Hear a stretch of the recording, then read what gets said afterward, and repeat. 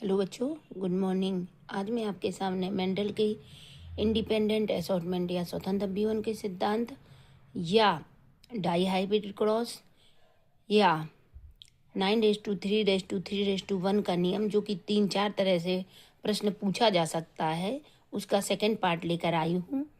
जैसा कि मैंने आपको बताया था कि स्वपरागण कराने के बाद हमको इस तरह का जनरेशन मिलती है, जो कि capital R, capital Y, small Y, जिससे कि पौधा F1 जनरेशन में गोल एवं पीले बीज वाला बनेगा। चूंकि कैपिटल आर भी है जो कि गोल को रिप्रेजेंट करता है, और कैपिटल वाई भी है जो कि प्रभावी लक्षण है ये दोनों।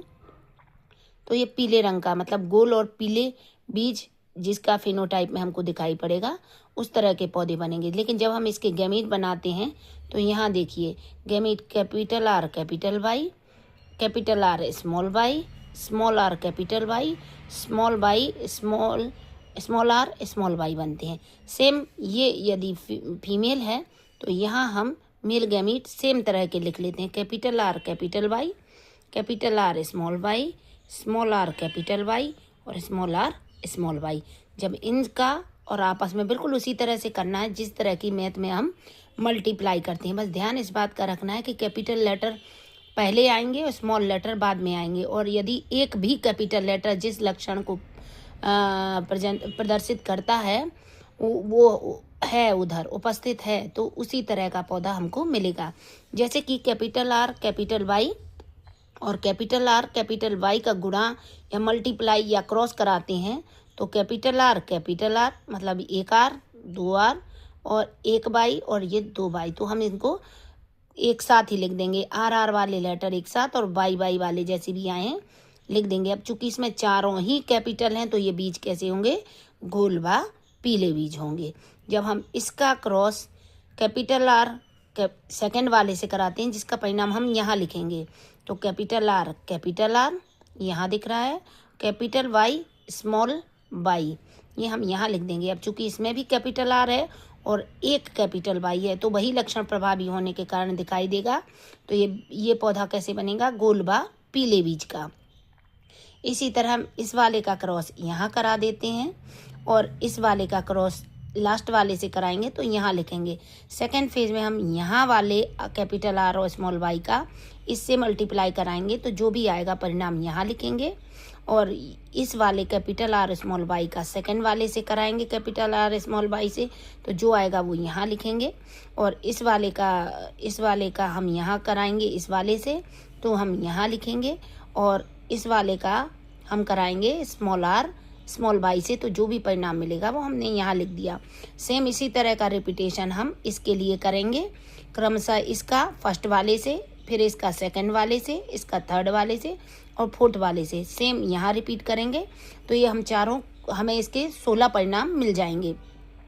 16 पौधे जो प्राप्त होंगे जो डाई हाइब्रिड क्रॉस में, चूंकि ये दो लक्षण को लेके करा गया था। अब हम सबका पौधा निकाल लेंगे कि ये कैसा होगा। जैसे ये मैंने बताया था गोल व पीले बीज, और कैपिटल आर और कैपिटल आर स्मॉल वाई, तो यदि एक कैपिटल, यहाँ देखिए एक कैपिटल वाई है, तो ये गोल व पीले बीज बनेंगे।